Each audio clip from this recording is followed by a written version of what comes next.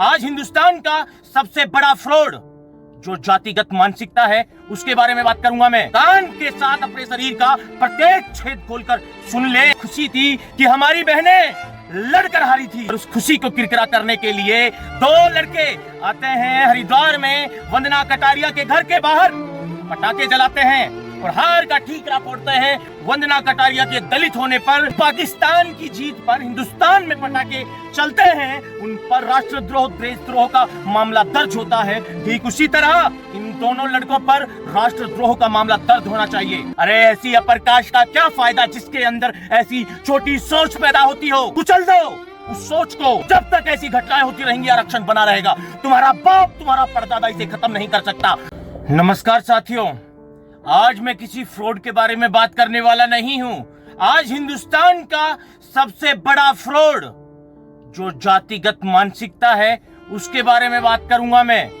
Vandana Kataria Tokyo Olympic में भारतीय महिला हॉकी टीम की तरफ से हैट्रिक लगाने वाली लड़की, उसके घर के सामने दो अपर कास्ट के लोग जाते हैं। मैं इस तरह की बातें अक्सर नहीं करता हूं, पर मजबूरी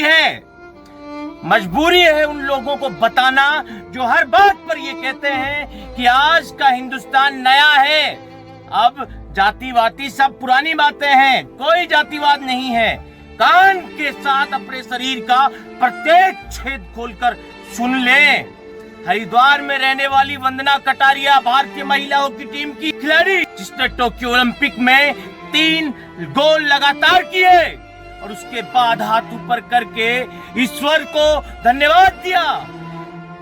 बावजूद इसके उसके घर के सामने दो अपर कास्ट के लोग जाते हैं और भारतीय महिला हॉकी टीम की हार के बाद पटाखे जलाकर जश्न मनाते हैं और वो कहते हैं कि ये दलित महिला को टीम में शामिल कर रखा है, इसलिए हमारी हॉकी टीम हार गई, बल्ले बल्ले।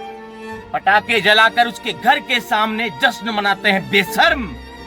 एक तरफ पूरा देश दुखी था, पर एक खुशी थी कि हमारी बहनें लड़कर हारी थी। लड़कर इस बात की खुशी थी, पर उस खुशी को किरकिरा करने के लिए दो लड़के आते हैं हरिद्वार में वंदना कटारिया के घर के बाहर, पटाखे जलाते हैं और हार का ठीकरा फोड़ते हैं उसके दलित होने पर, वंदना कटारिया के दलित होने पर और भारतीय हॉकी टीम में दलितों को शामिल करने पर वो बेशर्म हार का ठीकरा उनके ऊपर फोड़ देते हैं।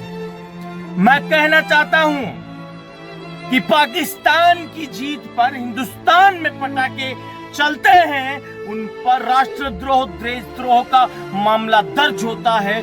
ठीक उसी तरह इन दोनों लड़कों पर राष्ट्रद्रोह का मामला दर्ज होना चाहिए, देशद्रोह का मामला चलना चाहिए।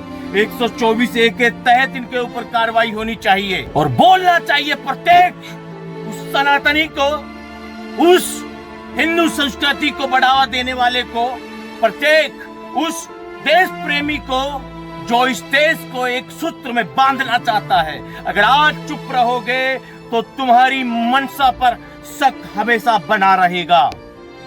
अगर आप इस देश को एक सूत्र में पिरोना चाहते हैं तो जातिगत मानसिकता वाले इन दुष्ट गंदी नाली के कीड़ों के खिलाफ आपको बोलना पड़ेगा। और मैं सरकार से आह्वान करता हूं कि इनको ऐसी सजा दी जाए कि भविष्य में इस तरह का कृत्य कोई ना कर सके।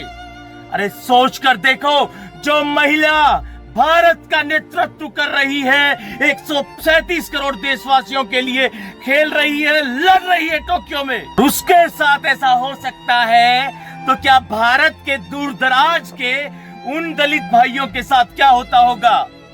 और जब उनके साथ हुए अत्याचार की हम बात करते हैं तो साले कुछ 2 कौड़ी के बेशर्म लोग कहते हैं कि ये तो सब पुरानी बातें हैं, जातिवादी अब नहीं रही। अबे घर से बाहर निकलो, बिल से बाहर निकलो चूहों, और देखो अपने आसपास क्या हो रहा है। मैं इन सब बातों को अवॉइड करता हूं।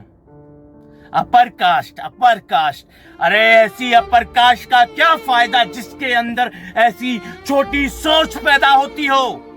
कुचल दो उस सोच को। इस दुनिया में आने से पहले कुचल दो उस औलाद को जो इस तरह की मानसिकता के साथ तुम पैदा करने जा रहे हो। दिस इज नॉट फेयर, बिल्कुल गलत है ये। 21वीं सदी का भारत घंटा साला सोच तो वही 2 कौड़ी की है। अगर आज नहीं बोले प्रकाश के भाई लोग मेरे, तो हमेशा तुम्हारे ऊपर उंगली उठती रहेगी। मान लिया कि आपने कभी जातिगत लोगों को नहीं बचाया, अरे तो उनके खिलाफ बोला भी तो नहीं। खुलकर बोलिए ना। आप जातिवाद के खिलाफ, आरक्षण के खिलाफ हो जाते हैं। जब तक ऐसी घटनाएं होती रहेंगी आरक्षण बना रहेगा। तुम्हारा बाप, तुम्हारा परदादा इसे खत्म नहीं कर सकता। मोदी, योगी, शाह कोई नहीं कर सकता। जब तक ऐसी घटनाएं होती रहेंगी, आरक्षण की तरफ देखना है खत्म करने की तरफ, तो साला पहले इन घटनाओं को खत्म करो। जब तक हिंदुस्तान में तक ऐसी घटनाएं घटती रहेंगी, तुम्हारी औकात नहीं कि तुम आरक्षण के खिलाफ बोल सको। कोई हक नहीं तुम्हें। अरे जो देश के लिए खेल रहा है उसके घर के सामने तुम ऐसा कुकृत्य कर सकते हो, तो आम दलित की जिंदगी में तुम क्या करते होगे? बोलना पड़ेगा। सालों के ऊपर देशद्रोह का मामला चलाओ, राष्ट्रद्रोह का मामला चलाओ। हो सके तो इनको देश निकाला दो, उम्र कैद की सजा दे दो।